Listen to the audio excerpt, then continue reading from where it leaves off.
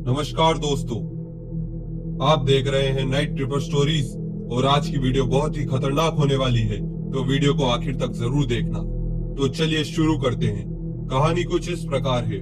दादा हमेशा कहते थे, कुछ चीजों को आंखों से देखना और समझना दोनों अलग बात है, क्योंकि जो उस रात पहाड़ की उस छोटी सी घाटी में हुआ था, उसे हम गांव वाले अंधविश्वास नहीं, खुद अपनी आंखों से देख चुके हैं। वो रात थी जब शक्ति योगिनी ने पूरे गांव को घुटनों पर ला दिया था, और उस रात एक लाश गायब हुई जो कभी नहीं मिली। ये कहानी मेरे दादा के बचपन की है, जब वो करीब 13-14 साल के थे। ये बात 1963 की है, उत्तराखंड के एक छोटे से गांव बैरागढ़ की। उस वक्त बिजली नहीं थी, रात को सिर्फ लालटेन और चूल्हे की रोशनी में वक्त कटता। दादा के पड़ोस में एक आदमी रहता था, हरिराम तांत्रिक। गांव वाले उसे बाबा बोलते, लेकिन असल में वो जंगल के किनारे बना हुआ एक पुराना शमशान, वहां जाकर साधना करता। दादा कहते हैं हरिराम तांत्रिक का कोई घर नहीं था। उसका कहना था कि उसे शक्ति योगिनी सिद्धि प्राप्त है और योगिनी उसके कहे अनुसार देह में प्रवेश कर सकती है। शुरुआत में गांव वाले इसे मजाक समझते थे, जब तक कि पहली मौत नहीं हुई। दादा बताते हैं कि अप्रैल का महीना था, आंधी तूफान वाली रात, और गांव के आखिर में रहने वाली धापा बुआ नाम की औरत अचानक बेहोश मिली। लोग उसे होश में लाने की कोशिश कर रहे थे, लेकिन वो सिर्फ एक बात दोहरा रही थी। वो आई थी, वो लाल चोला पहन कर आई थी। गांव वाले डर गए, क्योंकि बैरागढ़ में लाल चोला सिर्फ साधना करने वाली योगिनी पहनती है, मगर योगिनी तो सिर्फ किताबों में होती है ना। और धापा बुआ ने देखा था। उस रात हरिराम तांत्रिक को ढूंढने भेजा गया। वो झोले में कुछ पत्ते, कुछ हड्डियां और राख लेकर आया था। ये कोई बीमारी नहीं, ये चेतावनी है।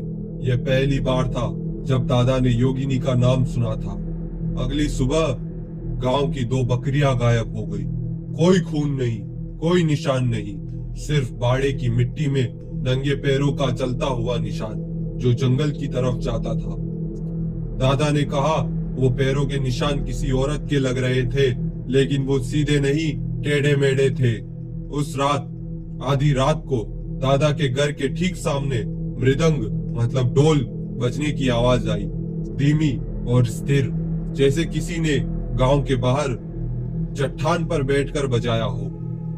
दादा उठे, आंगन से जागा तो दूर चट्टान पर लाल सा कुछ चमकता दिखा, लेकिन खास बात, ढोल बज रहा था मगर कोई हाथ नहीं दिख रहे थे। दादा को साफ सुनाई दिया, कोई बोल रहा है, किसी को भेजो, किसी को भेजो, कोई जाग रहा है। आवाज एकदम स्त्री की थी, मगर गला दबा हुआ लग रहा था। दादा डर के मारे वापस बिछोने में घुस गए। अगले दिन खबर फैली कि सटे हुए गांव मंजरीपुर के शमशान से 2 शव गायब हो गए। किसी ने चुपचाप कहा, योगिनी को साधना हेतु देह चाहिए होते हैं। गांव में खलबली मच गई। फैसला हुआ कि अगर योगिनी सच में है तो हरिराम तांत्रिक को आगे आना होगा। तांत्रिक बोला, आज पूर्णिमा है और अगर योगिनी सक्रिय है तो वो आज प्रकट होगी, पर याद रखना वो दिखती इंसानों जैसी है मगर होती नहीं। रात 12 बजे दादा, तांत्रिक और कुछ गांव वाले मशाल लेकर जंगल की तरफ चले। जंगल का रास्ता सकड़ा, पेड़ ऊंचे और हवा भारी। अचानक तांत्रिक ने हाथ उठाया और कहा, रुको, सुनो। फिर दूर से महिला की हंसी सुनाई दी। वो हंसी सीधी नहीं बल्कि पेड़ों के बीच घूमती हुई आ रही थी। एक चट्टान पर लाल चोला पहने एक औरत बैठी थी, लंबे बाल जमीन तक लटके हुए, कोई चेहरे की झलक नहीं, बस आंखें चमकीली सफेद। तांत्रिक ने धीमे से कहा, वो योगिनी है, पीछे मत देखना। तभी अचानक औरत खड़ी हो गई और उसकी चरमराती हड्डियों की आवाज आई, जैसे किसी ने नई गुड़िया के जोड़ तोड़े हो। वो औरत दौड़ने लगी, मानव जैसी नहीं, एक आदमी भागने लगा और अगले ही पल उसका सिर गर्दन से अलग हो गया। कोई हथियार नहीं, सिर्फ तेज लाल छाया। रक्त जमीन पर गिरते ही योगिनी ने अपनी उंगलियां चाट ली और बोली, चंद्र अर्जुन सिद्धिपूर्ण। दादा रोने लगे। बाकी लोग बिखर गए। तांत्रिक ने अपने झोले से राख निकाली और एक गोला बना दिया और दादा को उसके अंदर धकेल दिया और बोला, रेखा से बाहर गया तो मर जाएगा। तांत्रिक की रक्षा रेखा के अंदर दादा कांपते हुए खड़े थे और योगिनी लाल चोला हवा में फड़फड़ाते हुए तांत्रिक के बिल्कुल नजदीक आ गई।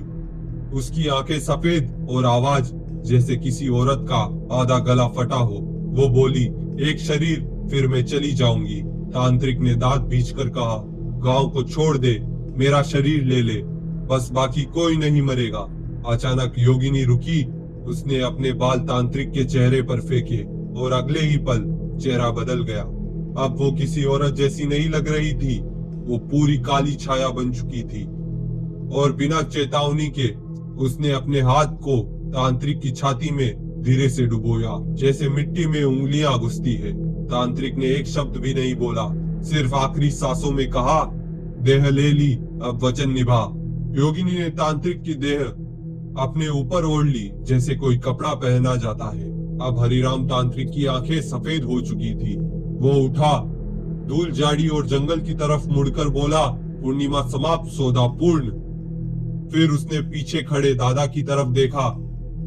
चेहरा अब तांत्रिक का था लेकिन आंखें योगिनी की। वो बोला, गांव अब सुरक्षित है पर मेरा देह अब तुम्हारा नहीं रहा।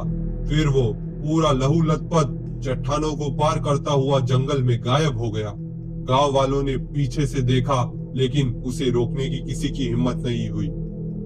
अगली सुबह गांव में कोई मौत नहीं हुई। धापा बुआ होश में आ गई, बकरियां वापस मिल गई और गायब शव भी शमशान में पड़े मिले, पर उनकी आंखें सफेद थी। कोई बोल उठा, वो तांत्रिक नहीं बचा पर उसने हमें बचा लिया। उसके बाद से तांत्रिक की कोठरी बंद कर दी गई। दादा कहते हैं कि सालों बाद एक पूर्णिमा की रात उन्होंने उसी जंगल की तरफ दूर से देखा। एक आदमी लाल चोला पहने चट्टान पर ढोल बजा रहा था। वो बिल्कुल हरिराम तांत्रिक जैसा दिखता था लेकिन आंखें आज भी सफेद थी। और सबसे डरावनी बात, ढोल की आवाज सुनते ही गांव के कुत्ते रोने लग जाते थे।